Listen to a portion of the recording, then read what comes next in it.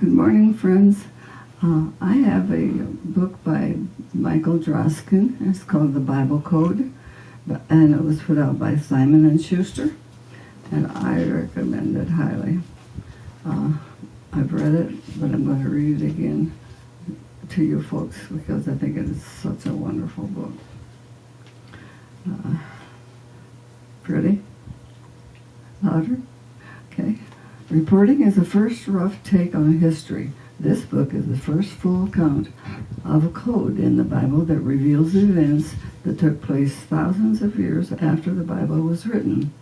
So, perhaps it's the first rough take on the future.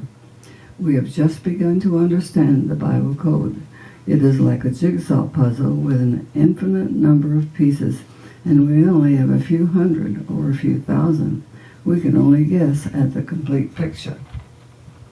The only thing I can state with certainty is that there is a code in the Bible, and in a few dramatic cases, it has foretold events that then happened exactly as predicted. There's no way to know if the code is also right about the more distant future. I have tried to deal with this story the way I've dealt with every other story, as an investigative reporter. I've spent 5 years checking out the facts. Nothing is taken on faith. I did tell you, didn't I, that this is a book by Michael Droskin, D-R-O-S-S-H-K-E-N, D-R-O-S-H-I-N, The Bible Code, put out by Simon & Schuster. Reporting is the first rough take on history. This book is the first full account of a code in the Bible that reveals events that took place thousands of years after the Bible was written. So perhaps it is the first rough take on the future. We have just begun to understand the Bible code. It's like a jigsaw puzzle with an infinite number of pieces, and we only have a few hundred or a few thousand. We can only guess at the complete picture. The only thing I can state with certainty is that there is a code in the Bible, and in a few dramatic cases it has foretold events that then happened exactly as predicted. There's no way to know if the code is also right about the more distant future. I've tried to deal with this story the way I've dealt with every other story as an investigative reporter. I spent 5 years checking out the facts. Nothing is taken on faith. I have confirmed every discovery in the Bible code on my own computer using 2 different programs, the same one used by the Israeli mathematician who first found the code, and a second program written independently of him. I also interviewed the scientists in the United States and Israel who investigated the code. Many of the events described in this book were witnessed by me. Accounts of other events are based on interview with persons directly involved or were confirmed by published news reports. Detailed notes on each chapter, notes on all the illustrations, and a reprint of the original experiment that proved the reality of the Bible code appear at the end of the book. My goal has been to report what is encoded in the Bible exactly as I would have reported a story from the police blotter when I was at the Washington Post, exactly as I would have reported a story from a corporate boardroom when I was at the Wall Street Journal. I'm not a rabbi or a priest, not a Bible scholar. I have no preconceived beliefs and only one test, the truth. This book is not the last word, it's the first report. Okay, this is an interesting book. I hope you folks enjoy it. On September 1st, 1994, I flew to Israel and met in Jerusalem with a close friend of Prime Minister Yitzhak Rabin, the poet Chaim Guri. I gave him a letter, which he immediately gave to the Prime Minister. And an Israeli mathematician has discovered a hidden code in the Bible that appears to reveal the details of events that took place thousands of years after the Bible was written. My letter to Rabin stated, "The reason I'm telling you about this is that the only time your full name, Yitzhak Rabin, is included in the Bible, the words assassin that will assassinate cross your name. that should not be ignored because the assassination of Anwar Sadat and both John and Robert Kennedy are also encoded in the Bible. In the case of Sadat, with the first and last name of his killer, and the date of the murder and the place and how it was done. I think you're in real danger, but that the danger can be averted. On November 4th, 1995, came that awful confirmation, a shot in the back from a man who believed he was on a mission from God, the murder that was encoded in the Bible 3,000 years ago. The assassination of Rabin is dramatic confirmation of the reality of the Bible code, the hidden text in the Old Testament that reveals the future. The code was discovered by Dr. Eliyahu Rips, one of the world's leading experts in group theory, a field of mathematics that underlies quantum physics. It has been confirmed by famous mathematics at Harvard, Yale, and Hebrew University. It has been replicated by a senior code breaker at the U.S. Department of Defense. It has passed 3 levels of secular peer review at a leading U.S. math journal. Rabin's assassination was not the only modern event found. In addition to the Sadat and Kennedy assassinations, hundreds of other world-shaking events are also encoded in the Bible. Everything from World War II to Watergate, from the Holocaust to Hiroshima, and from the moon landing to the collision of a comet with Jupiter. And the Rabin assassination was not the only event found in advance. The Jupiter collision was found with the exact date of impact before it happened, and the dates of the Gulf War were found in the Bible before the war started.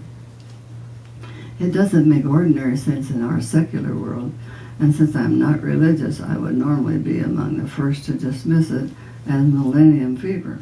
But I have known about this for 5 years. I've spent many weeks with the Israeli mathematician Dr. Rips. I learned Hebrew, and I checked the code on my own computer every day.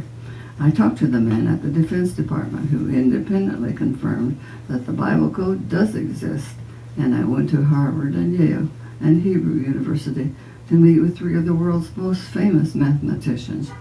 They all confirmed that there is a code in the Bible that reveals the future. I did not fully believe it until Rabin was killed. I found the Bible code's prediction of his assassination myself, a clear warning that he would be killed in the Hebrew year that began in late 1995, but never really believed it would happen. When he was killed, as predicted, when predicted, my first thought was, oh my God, it's real. It could not be a coincidence. The words assassin that will assassinate cross the name Yitzhak Rabin, the only time his full name appears in the Old Testament. The Bible code stated he would be killed in the Hebrew year that started in September 1995. Now, on November 4th, he was dead. Rabin's friend, Chaim Guri, told me it was also the first thing he thought of when the Prime Minister was shot. It was like a knife in my heart, said Guri. I called the Chief of Staff, General Barak, and said, the American reporter, he knew it a year ago. I told the Prime Minister it was in the Bible. When I first found the Rabin murder encoded, I remembered the first question my book editor had asked me. What if you had known about this Sadat assassination before it happened? Could you have warned him and kept it from happening? With Rabin, I tried and failed. Before the assassination, no one was able to find the name of the gunman or the exact date. A few days after I first contacted the Prime Minister, Dr. Rips, and I met with the chief scientist at the Ministry of Defense, General Isaac Ben Israel. We searched for details, but only the year of the predicted murder was apparent. After Rabin was killed, the name of his assassin, Amir, was immediately found in the Bible code. It was always there, right above Rabin's name, but hidden in plain sight. Amir was encoded in the same place as Yitzhak Rabin, an assassin who will assassinate. Moreover, the words name of the assassin appeared in the plain text of the Bible in the same verse that the name Amir appeared in the hidden text. And also, in that same verse, the hidden text stated, he killed the prime minister. He was even identified as an Israeli who shot at close range. His killer, one of his people, the one who got close. The code revealed when and where it would happen in 5756, the Hebrew year that began in September 1995, crossed both Tel Aviv and Rabin assassination. Amir appeared again in the same place. But before Rabin was killed, we knew early that the Bible code predicted his murder in 5756. And Rabin ignored the warning. He won't believe you. His friend Guri had told me when I first gave him the letter, he's not at all a mystic and he is a fatalist. So I still don't know if the assassination could have been prevented. I only know what I told the Prime Minister in my letter. No one can tell you whether an event that is encoded is predetermined or is it only a possibility. My own guess is that it is only a possibility, that the Bible codes encodes all the possibilities, and what we do determines the actual outcome. We had not been able to save Rabin's life, but suddenly, brutally, I had absolute proof that the Bible code was real. 5 years ago, when I first flew to Israel, the Bible code and the Bible itself were the furthest things from my mind. I was there to meet with the chief of Israeli intelligence about the future of warfare. But while I was there, I learned of another mystery, one that suddenly pulled me back several millennia, 3,200 years to be exact, to the time when, according to the Bible code, spoke to Moses on Mount Sinai. According to the Bible, God spoke to Moses on Mount Sinai. As I was leaving intelligence headquarters, a young officer I'd met stopped me. "There's a mathematician in Jerusalem you should see," he said. He found the exact date the Gulf War would begin in the Bible. "I'm not religious," I said, getting into my car. "Neither am I," said the officer, but he found a code in the Bible with the exact date 3 weeks before the war started. It all seemed beyond belief, but the man at Israeli intelligence was as secular as I was, and the man who discovered the code wasn't considered a near genius in the world of mathematics. I went to see him. Eli Rips is a modest man. He is so self-effacing that he tends to give other people credit for his own work, and one would never guess he is a world-famous mathematician. When I first met with him in June of 1992 at his home outside Jerusalem, I assumed that by the end of the evening I would know there was nothing to his claim. I'm so sorry. Rips pulled down a volume from his bookshelf and read to me, quoting an 18th century sage, a man called the Genius of Vilna.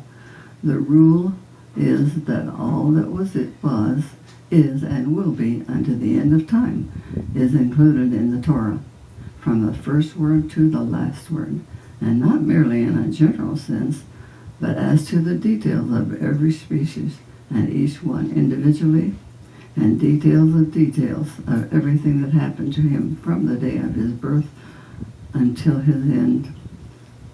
I picked up a Bible from the desk in his study and asked Rips to show me the Gulf War. Instead of opening the Bible, he turned on his computer. "The Bible code is a computer program," he explained.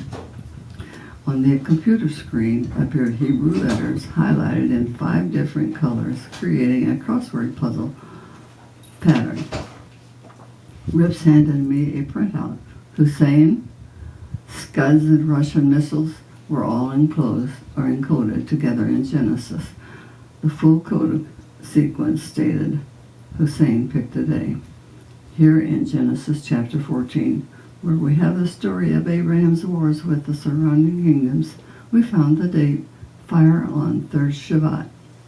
Rips looked up from his computer. That's the date in the Hebrew calendar, equivalent to January 18, 1991, he explained. It's the day Iraq launched the first Scud missile against Israel. I do beg your pardon.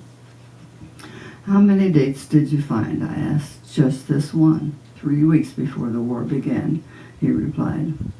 But who knew 3,000 years ago that there would be a Gulf War, let alone that a missile would be fired on January 18th? God. The Bible code was discovered in the original Hebrew version of the Old Testament, the Bible as it was first written.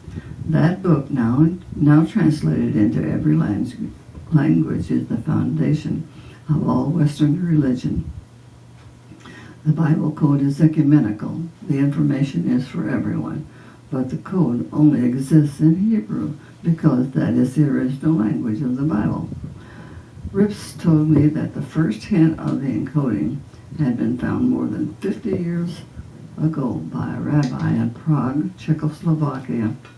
The rabbi H.M.D. Weissmandel noticed that if he skipped 50 letters, then another 50, and then another 50, the word Torah was spelled out at the beginning of the book of Genesis, and that the same skip sequence again spelled out the word Torah in the book of Exodus, and in the book of Numbers, and in the book of Deuteronomy. I heard about it totally by chance, talking to a rabbi in Jerusalem, said Rips. I tried to find the original book and finally found the only copy that apparently exists at the National Library in Israel. There were only a few pages about the code, but it seemed interesting. That was 12 years ago. At first, I tried just counting letters like Weissmandel, said Rips. You know, Isaac Newton also tried to find the code in the Bible, and he considered it more important than his theory of the universe. The first modern scientist, the man who figured out the mechanics of our solar system and discovered the force of gravity, Sir Isaac Newton, was certain that there was a hidden code in the Bible that would reveal the future. He learned Hebrew and spent half his life trying to find it. In fact, it was for Newton, according to his biographer, John Maynard Keynes, an obsession. And when Keynes became provost at Cambridge University, he discovered there the papers that Newton had packed up in 1696 when he retired as provost. Keynes was shocked. Most of the million words in Newton's own handwriting were not about mathematics or astronomy, but esoteric theology. They revealed that the great physicists believed there was hidden in the Bible a prophecy of human history. Newton, said Keynes, was certain the Bible, indeed, the whole universe, was a cryptogram set by the Almighty, and wanted to read the riddle of the Godhead, the riddle of past and future events divinely foreordained. Newton was still searching for the Bible code when he died, but his lifetime quest failed no matter what mathematical model he applied. Rips succeeded.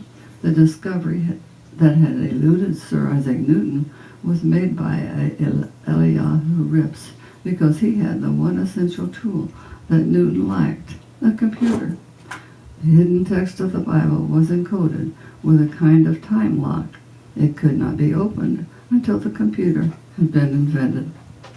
When I applied a computer, I made the breakthrough, Rips explained. I found words encoded far more than statistics allowed for by random chance, and I knew I was on to something of real importance. It was the happiest time in my life, said Rips, who came to Israel from Russia more than 20 years ago, and still speaks with an accent that is both Hebrew and Russian. Although he is religious and in the top right corner of every page of his calculations writes 2 Hebrew letters thanking God for him, like for Newton. The math is also sacred. Rips told me he had developed a sophisticated mathematical model that was implemented by a computer program, confirmed that the Old Testament is in fact encoded. He was stalled, however, in making the final breakthrough, a way to prove the reality in a simple and elegant way. Then he met another Israeli, Doron Witztum. Witztum is a physicist, but not connected to any university, and compared to Rips is unknown to the world of science. But it was Witztum who completed the mathematical model, and Rips considers him a genius like Rutherford. He handed me a copy of their original experiment, equidistant letter sequences in the book of Genesis. The abstract on the cover page read, "Randomization analysis indicates that hidden information is woven into the text of Genesis in the form of equidistant letter sequences. The effect is significant at the level of 99.998%. I read through the paper as we sat in his living room. What Rips and his colleagues had done was to search for the names of 32 great sages, wise men from biblical to modern times, to determine whether their names and the dates of their birth and death were encoded in the first book of the Bible. They looked for the same name and the same dates in the Hebrew translation of War and Peace and in 2 original Hebrew texts. In the Bible, the names and dates were encoded together. In War and Peace and the 2 other books, they were not. And the odds of finding the encoded information by random chance were ultimately found to be 1 in 10 million. In his final experiment, Rips took the 32 names and 64 dates and jumbled them in 10 million different combinations so that 9,999,999 were a mismatch and only one was a correct pairing. He then did a computer run to see which of the 10 million examples got a better result, and only the correct names and dates came together in the Bible. None of the random pairings matched, said Rips. The results were 0 versus 9,909,999, or 1 in 10 million. A senior code breaker at the top secret National Security Agency, the clandestine U.S. government listening post near Washington, heard about the startling discovery in Israel and decided to investigate. Harold Gans had spent his life making and breaking codes for American intelligence. He was trained as a statistician. He spoke Hebrew, and he was sure that the Bible code was off-the-wall ridiculous. Gans was certain he could prove that the code did not exist. He wrote his own computer program, and he looked for the same information the Israelis had found. He was surprised. It was there. The dates that the sages were born and died were encoded with their names. Gans could not believe it. He decided to look for entirely new information in the Bible code, and thereby expose the flaw in Rips' experiment, possibly even reveal a hoax. If this was real, said Gans, then I figured that the cities where these men were born and died ought to be encoded as well. In his 444-hour experiment, Gans checked not only the names of the 32 sages Rips finally used, but also 34 others from an earlier list, checking all 66 against the names of the cities, and the results made him a believer. It sent a chill up my spine, recalled Gans. The cities also matched the names of the sages in the Bible code. The Pentagon code breaker, using his own computer program, had independently replicated the Israelis' results. Men who lived hundreds and thousands of years after the Bible was written were encoded in detail. Rips had found the dates. Gans had found the cities. The Bible code was real. We conclude that these results provide corroboration of the results reported by Whitson, Rips, and Rosenberg, wrote Gans in a final report of his investigation. In evaluating the Bible code, he later said, I was doing the same kind of work I did at the Department of Defense. At first I was 100% skeptical, said the Pentagon code breaker. I thought this was all just silly. I set out to prove the code and ended up proving it. The Bible was encoded with information about the past and about the future in a way that was mathematically beyond random chance and found in no other text. Ritz and Whitson submitted the paper to a leading American math journal, Statistical Science. The editor, Robert Kass, K-A-S-S, capital K, a professor at Carnegie Mellon, was skeptical, but he decided to have it checked out by other experts. The peer review process standard in all serious scientific journals. To Kass's surprise, the Rips-Whitson paper passed. The first referee said the math was solid. Kass called in a second expert. He too said the number held up. Kass did something unprecedented. He called in a third expert. Our referees were baffled, said Kass. Their prior beliefs made them think the book of Genesis could not possibly contain meaningful references to modern-day individuals. Yet, when the authors carried out additional checks, the effects persisted. Kass sent an email message to the Israelis. Your paper has passed the third peer review. We will publish it. Despite the automatic skepticism of secular mathematics, no one could find fault with the math. No one could raise an unanswered question about the experiment.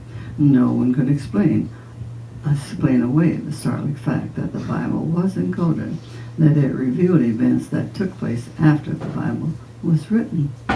The Bible is constructed like a giant crossword puzzle. It's encoded from the beginning to end with words that connect to tell a hidden story. Rips explained that each code is a case of adding every 4th or 12th or 50th letter to form a word.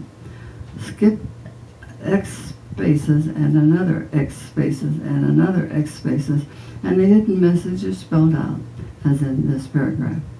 But it's more than a simple skip code. Crisscrossing the entire known text of the Bible, hidden under the original Hebrew of the Old Testament, is a complex network of words and phrases, a new revelation. There is a Bible beneath the Bible. The Bible is not only a book, it is also a computer program. It was first chiseled in stone and handwritten on a parchment scroll, finally printed as a book, waiting for us to catch up with it by inventing a computer. Now it can be read as it was always intended to be read. To find the code, Rips eliminated all the spaces between the words and turned the entire Bible into one continuous letter strand, 304,805 letters long. In doing that, he was actually restoring the Torah to what great sages say was its original form. According to legend, it was the way Moses received the Bible from God, contiguous, without break of words. The computer searches that strand of letters for names, words, and phrases hidden by the skip code. It starts at the first letter of the Bible and looks for every possible skip sequence, words spelled out with skips of 1, 2, 3, all the way up to several thousand. It then repeats the search starting from the second letter and does it over and over again until it reaches the last letter of the Bible. After it finds the key word, the computer can then look for a related information. Time after time, it finds connected names, dates, and places encoded together. Rabin, Amir, Tel Aviv, the year of his assassination, all in the same place in the Bible. The computer scores the matches between words using two tests: how closely they appear together and whether the skips that spell out the search words are the shortest in the Bible. Rips explained how it works. Using the Gulf War as an example, we asked the computer to search for Saddam Hussein. He said, then he looked for related words to see if they came together in a way that was mathematically significant. With the Gulf War, we found Scuds with Russian missiles, and the date the war would begin encoded with the name Hussein. The words formed a crossword puzzle. Consistently, the Bible code brings together interlocking words that reveal related information. With Bill Clinton Bill Clinton as the president, with the moon landing, spaceship, and Apollo 11, with Hitler, Nazi, with Kennedy, Dallas. In experiment after experiment, the crossword puzzles were found only in the Bible, not in War and Peace, not in any other book, and not in 10 million computer-generated test cases. According to Rips, there is an infinite amount of information encoded in the Bible. Each time a name or word or phrase is discovered in the code, a new crossword puzzle is formed. Related words cross vertically, horizontally, and diagonally. We can use the Rabin assassination as a case study. First, we asked the computer to search the Bible for the name Yitzhak Rabin. It appeared only once with a skip sequence of 4,772. The computer divided the entire Bible, the whole strand of 304,805 letters, into 64 rows of 4,772 letters. The Bible code printout is a snapshot of the center of that matrix. In the middle of the snapshot is the name Yitzhak Rabin, with each letter circled. If Yitzhak Rabin was spelled out with a skip code of 10, then each row would instead be 10 letters long. If the skip was 100, then the rows would be 100 letters long. And each time the rows are rearranged, a new set of interlocking words and phrases is created. Each code determines how the computer presents the text of the Bible, what the crossword puzzle is formed. 3,000 years ago, the Bible was encoded so that the discovery of Rabin's name would automatically reveal related information. Crossing the name Yitzhak Rabin, we found the words assassin will assassinate. It appears on the table below with each letter in a square. And I checked it out, it certainly does. The odds against Rabin's full name appearing with the prediction of his assassination were at least 3,000 to 1. Mathematics say 100 to 1 is beyond chance. The most rigorous test ever used is 1,000 to 1. I flew to Israel to warn Rabin on September 1st, 1994. But it was only after he was killed a year later that we found the name of his assassin, Amir, was encoded in the same place as Yitzhak Rabin and assassin who will assassinate. Amir's name had been there for 3,000 years, waiting for us to find it. But the Bible code is not a crystal ball. You can't find anything without knowing what to look for. Clearly, this was not Nostradamus. Not a star will rise in the east, and a great king will fall. Words that can later be read to mean anything that actually does happen. Instead, there were details as precise as the story reported on CNN. The full name of Rabin, the name of his assassin, the year he was killed, all but Amir found before it happened. Still, it was hard to believe. I asked Rips if it were not possible to find similar information in any text, random letter combinations that had no actual meaning. Perhaps finding the date of the Gulf War, even the assassination of Rabin, was just a coincidence. Rips took a coin out of his pocket and flipped it in the air. If this is a fair coin, he said, then half of the time it should come up heads, and half of the time it should come up tails. If I flip the coin 20 times, and each time it comes up heads, then everyone would assume the coin is weighted. The probability that the same side would come up 20 times in a row is less than 1 in a million. The Bible is like the weighted coin, said Rips. It is coded. He cited his original experiment, the sages encoded in Genesis. The only other possibility is that a random event happened, that we by chance found the best match of 32 names and 64 dates. And that would only happen in one time in 10 million. But if Rips is right, if there is a Bible code, if it foretells the future, then conventional science can't yet explain it. Not surprisingly, some conventional scientists can't accept that. One, an Australian statistician, Abraham Hasselhoff, attacked the Bible code before Rips published his experiment, before the mathematical evidence was known. Certain types of patterns must inevitably occur in large data sets, he said. You can no more find a patternless arrangement of digits or letters than you could find a cloud without a shape. In any event, said Hasselhoff, the use of a statistical test in matters of faith raises grave problems. Rips says his critic is wrong on the science and wrong on the religion. Hasselhoff, he notes, never did a statistical test, never checked the math, and he never looked at the Bible code itself. Of course you can find random letter combinations in any text, says Rips.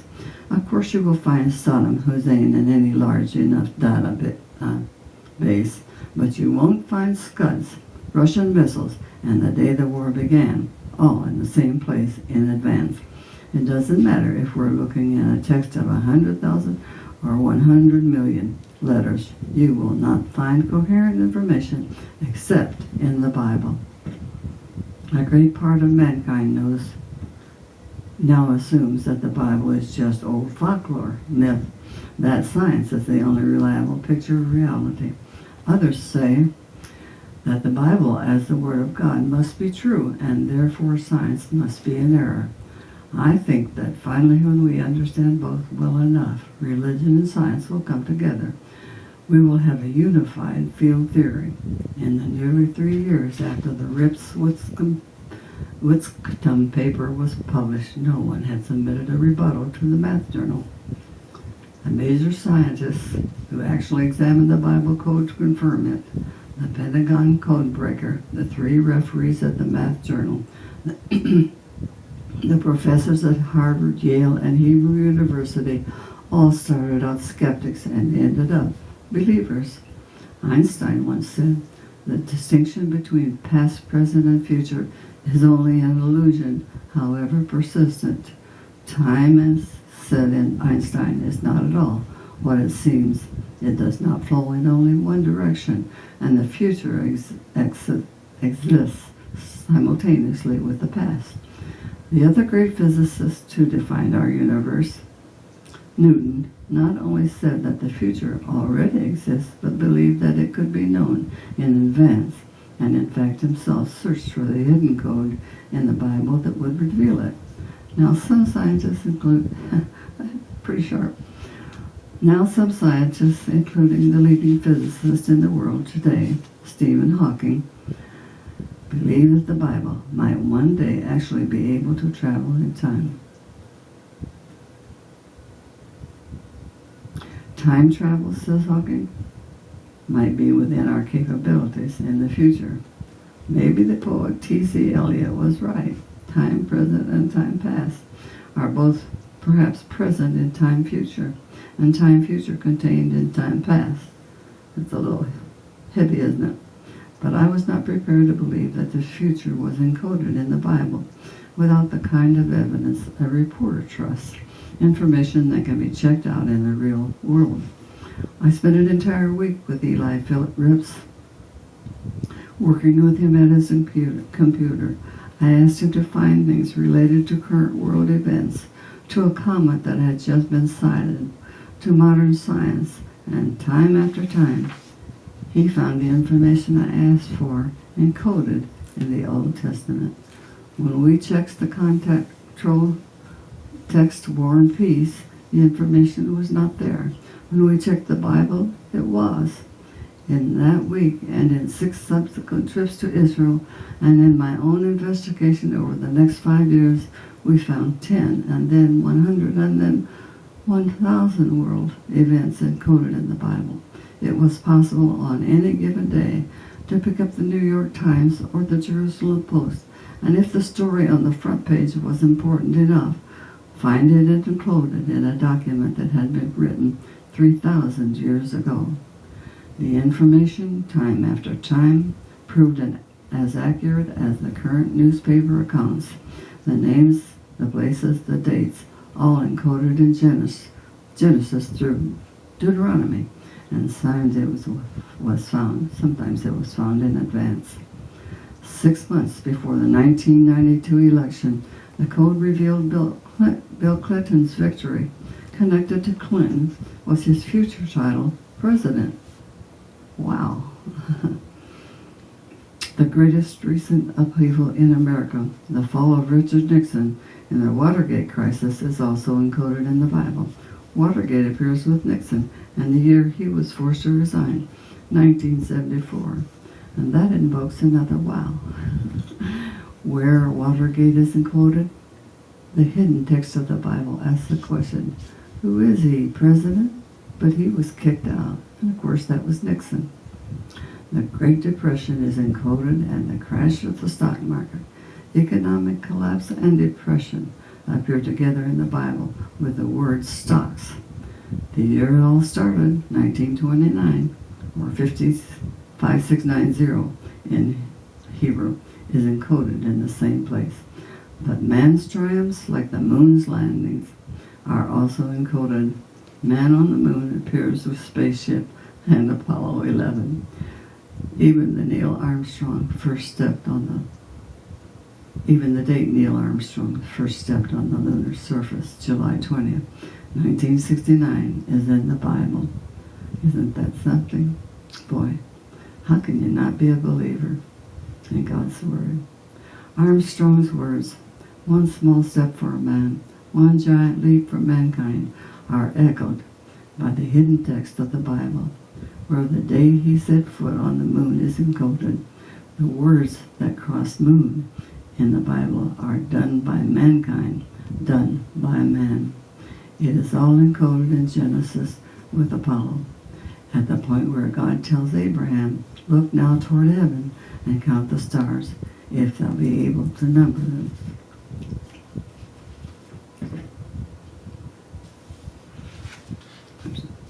In the years following my first trip to Israel, I kept searching the Bible code on my own, not as a mathematician, but as an investigative reporter, checking the facts.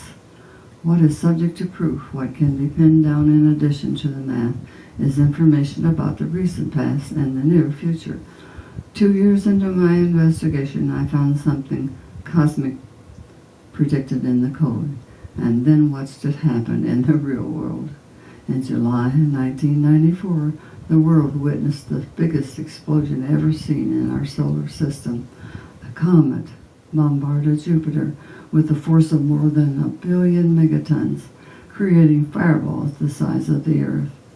I had found the Jupiter comet encoded in the Bible myself 2 months before the collision, using a computer program written for me in Israel based on Rip's mathematical model. The collision was encoded twice, once in the book of Genesis and again in the book of Isaiah. The comet Shoemaker-Levy appeared both times with its full name, the names of the astronomers who discovered it in 1993, and its impact with Jupiter was graphically presented. In the Bible code, the name of the planet and the name of the comet intersect twice. In Isaiah, the exact date of the impact was stated in advance, July 16. Excuse me while I turn pages.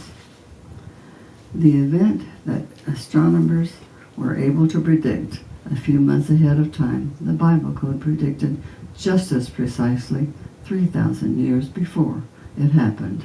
It was one of those finds that was so dramatic it caused me to believe all over again. Through 2 years of investigation, I kept asking myself, could this really be true? Had some non-human intelligence actually encoded the Bible? Each morning I woke up doubting it all, despite the overwhelming evidence. Could this be a hoax? Not a new revelation, but another Hitler diary, a cosmic Clifford Irving. The rabbis and professors have never agreed on the origins of the Bible. The religious authorities say that the first 5 books, Genesis through Deuteronomy, were written more than 3,000 years ago by Moses. The academic authorities say They were written by many hands over many hundreds of years. The argument turns out to be irrelevant. The Old Testament has been a settled text for at least 1,000 years. The Torah has not changed in that time, and no scholar would question that. There is a complete version from 1008, that's 1008 AD, the Leningrad Codex, and every Hebrew Bible that now exists in the same letter for letter is the same letter for letter. So the text used in the computer program, the one in which I found the exact date of the collision of the comet with Jupiter, July 16, 1994, has not changed in at least 1,000 years. A hoax is simply ruled out because it would have required a forger who could see the future. No forger had encoded the Jupiter collision. Not in biblical times, not in the Dark Ages, and not in the spring of 1994, 2 months before it happened. Once more, I felt certain. I went to see Rips at Columbia University. He was there as a visiting professor, occupying the same office in the mathematics building that was once occupied by the president of the American Mathematical Society, Lippmann Bears, who organized the worldwide campaign that freed Rips from a Soviet prison 26 years ago. Back in the Soviet Union as a young graduate student, Rips was arrested for demonstrating against the 1968 invasion of Czechoslovakia. He spent the next 2 years as a political professor. It was only through the intercession of mathematics in the West that Rips